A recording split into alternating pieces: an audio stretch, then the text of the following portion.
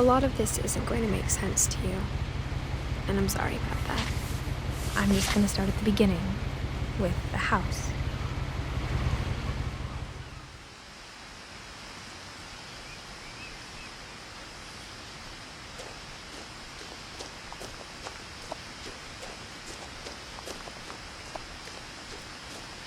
I lived here until I was 11, but I wasn't allowed inside half the rooms.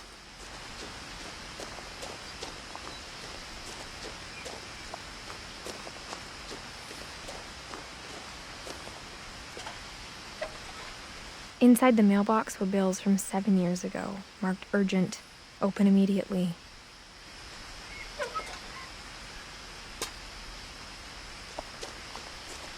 I hadn't been back since my brother Lewis's funeral.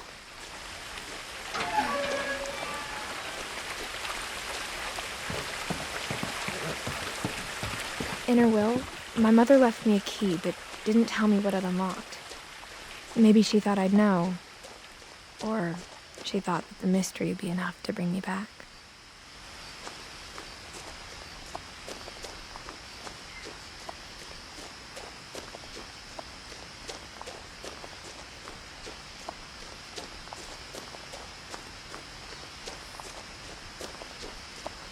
No one had driven this way in a long time, but I saw a few hoof prints.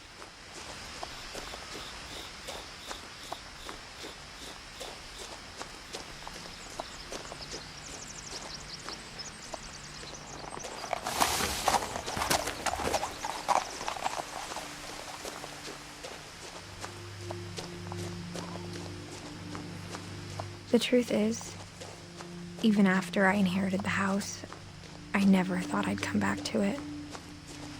But now I had questions about my family that only the house knew the answers to.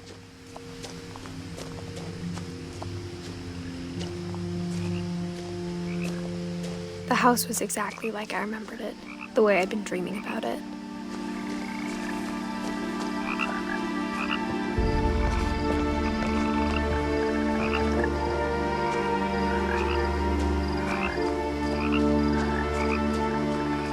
As a child, the house made me uncomfortable in a way I couldn't put into words. Now, as a 17-year-old, I knew exactly what those words were. I was afraid of the house.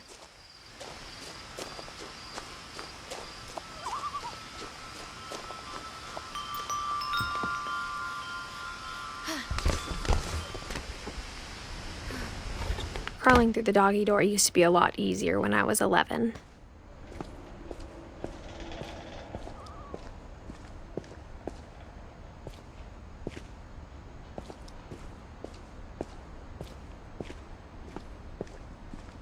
For the first time in years,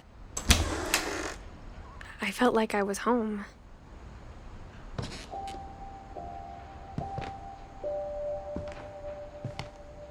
But instead of a family, there were just memories of one.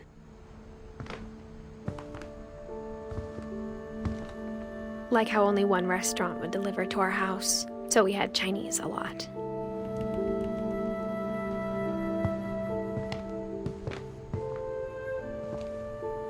Or how after Lewis started working at the cannery, we all got sick of eating salmon. Except our cat, Molly.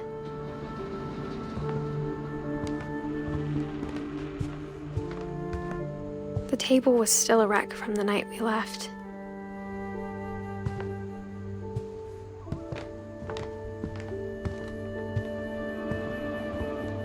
My mom was the only one of us who could imagine Great-Grandma Edie living in a nursing home.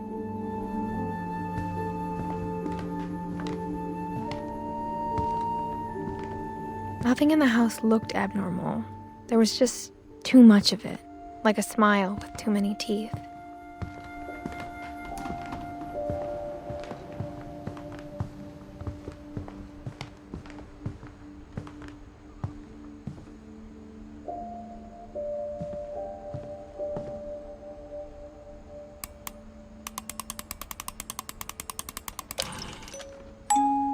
Great-Grandpa Sven built a music box for Barbara, along with the rest of the house.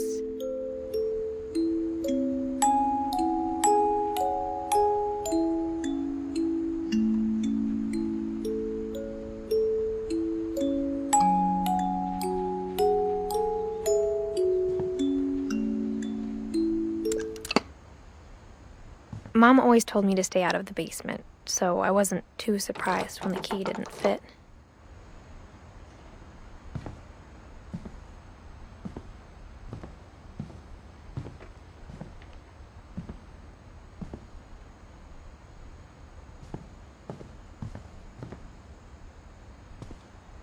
After Milton disappeared, Mom sealed up all the bedrooms. Then Edie retaliated and drilled peepholes.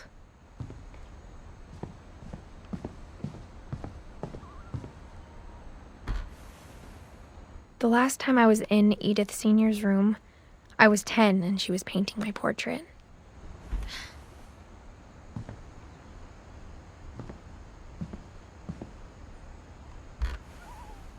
As a kid, I just assumed every house had peepholes and sealed rooms you weren't allowed inside of.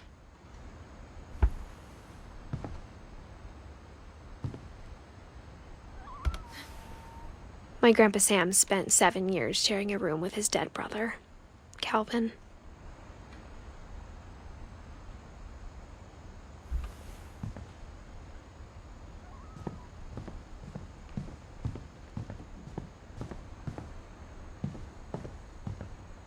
Whenever people ask me about my family, the first thing they always want to know about is Barbara.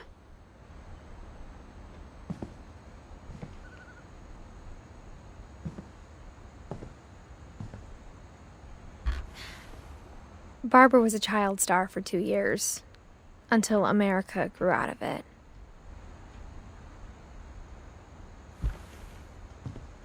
Edie's father, Odin, built the original house.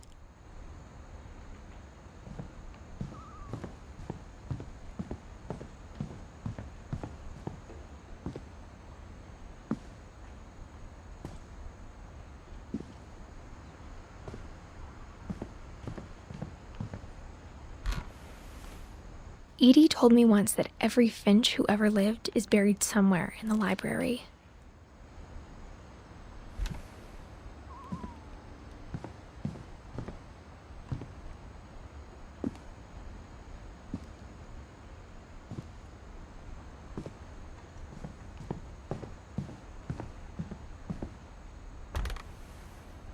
Molly always seemed like a girl I could imagine being friends with, if she hadn't died in 1947.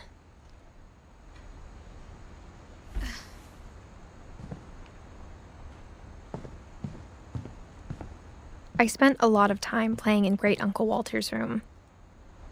I think my mom sometimes regretted not sealing it up. Lewis told me there were secret passages, but I never believed him.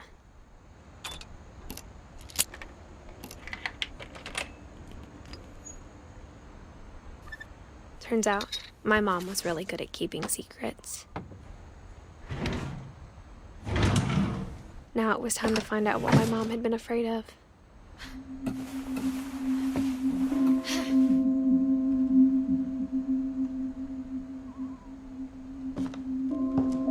Reading this, maybe it sounds like I had a plan, but I had no idea what was behind that door.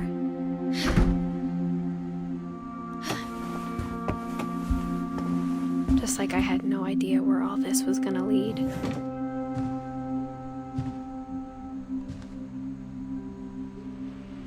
I grew up looking at Molly's room through the peephole. Molly's gerbil had a tiny bedroom with its own even tinier gerbil cage. Being inside for the first time, I felt like I'd stepped behind a painting.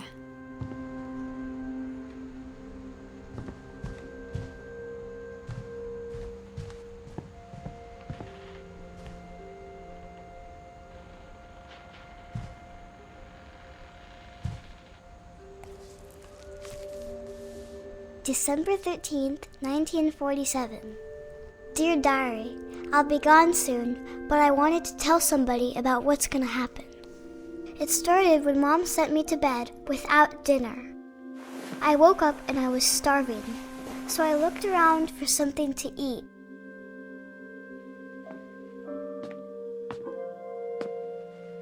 The gerbil food was dry, but I didn't mind it.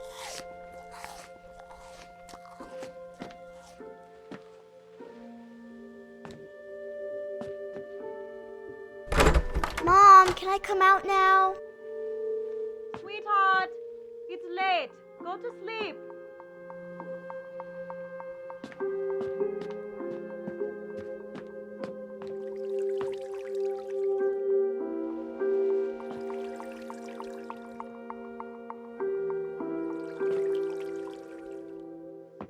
I thought about eating Christopher, but I held back.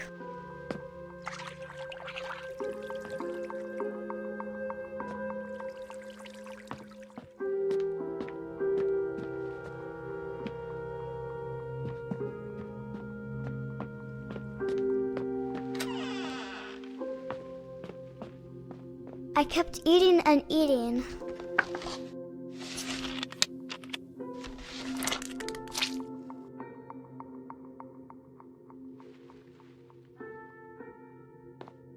I ate a lot of things that night.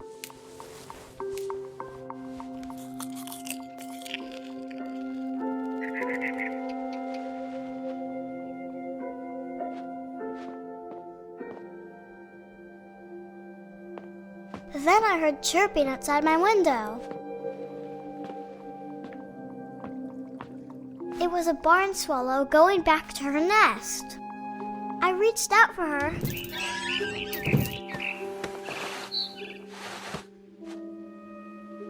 And suddenly, I was a cat.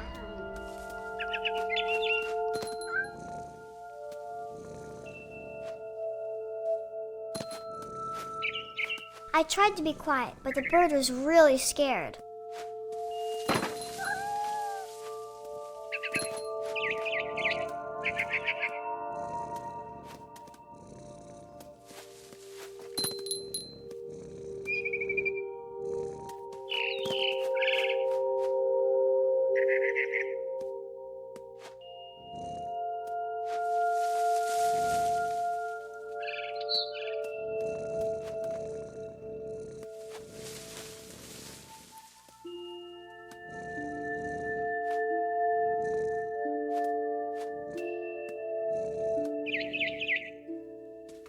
Mom and Dad didn't even look at me.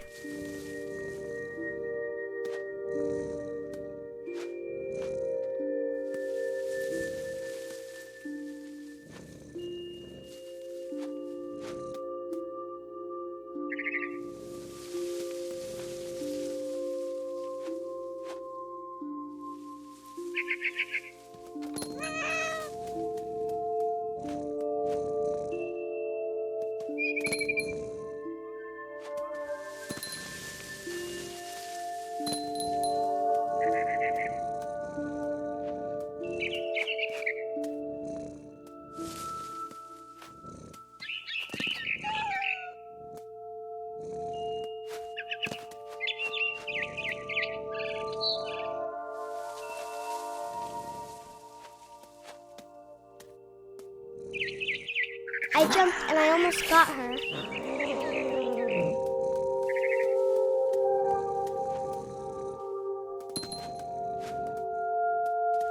I could tell she was getting really tired. Now I was up in the big tree. I promised Dad I wouldn't climb it anymore. All I cared about was eating that mama bird.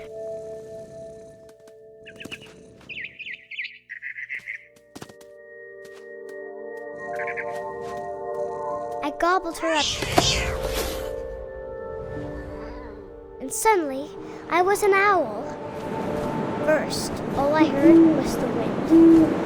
Then I heard little teeth nibbling in the grass.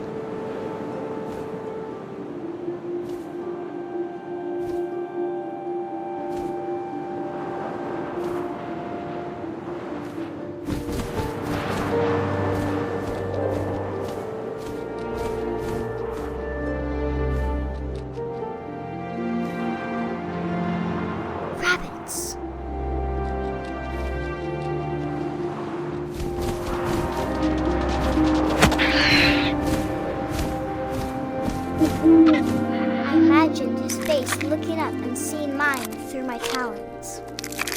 I swallowed him up, and I didn't chew one bit. Then I flew off to find something bigger.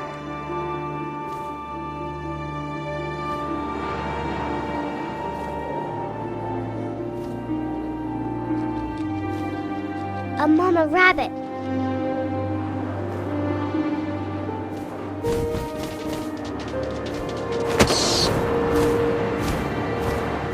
She was almost too big to carry. I started choking, but I couldn't stop eating. And suddenly, I was a shark!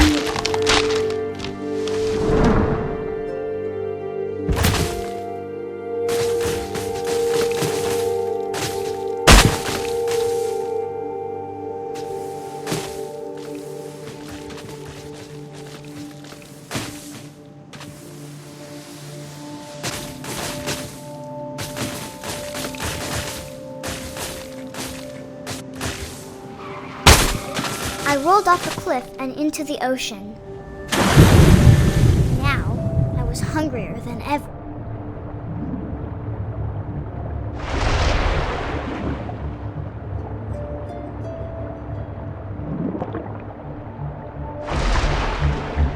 I wanted fat, juicy seals. I tore off her flipper, and it tasted really good.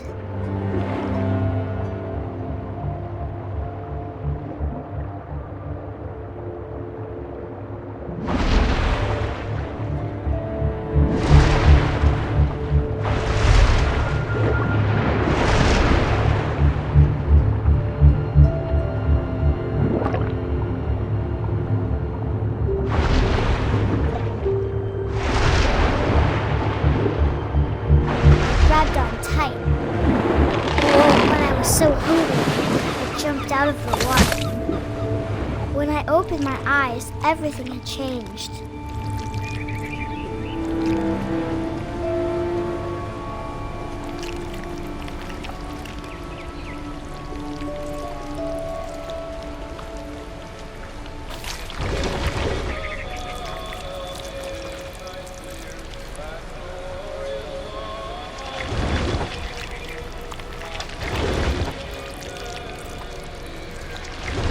Now I was a monster, and I smelled people everywhere.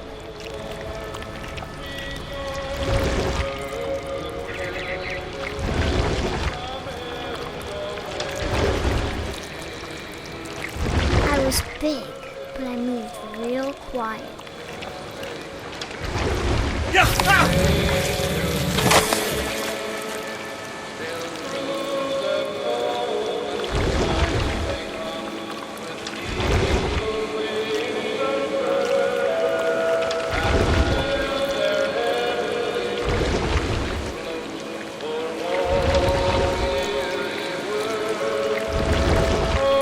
To stop, but also I didn't.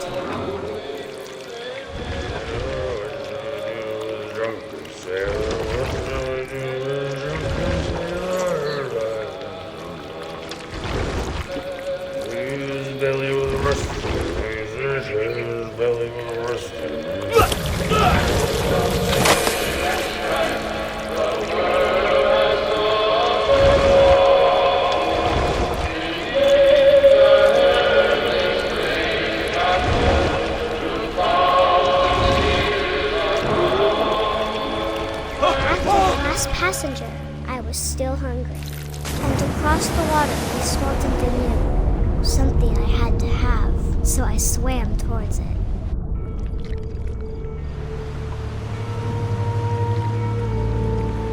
I slithered onto the sand, and the good smell went into an old pipe.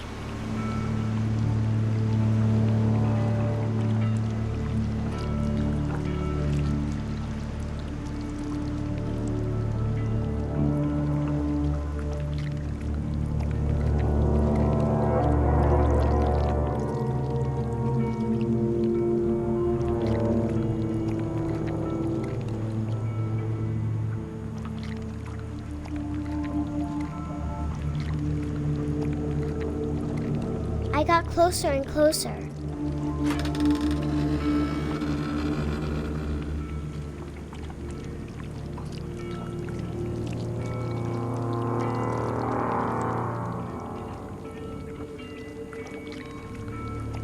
All of my stomach started growling.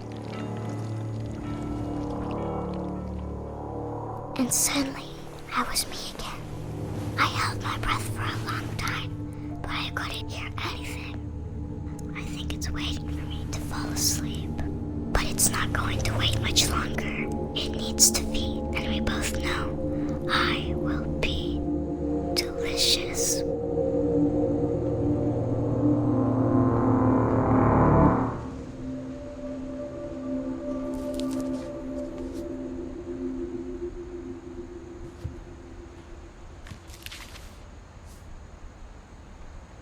I'm not sure if I believed all of that, but I'm sure Edie would have.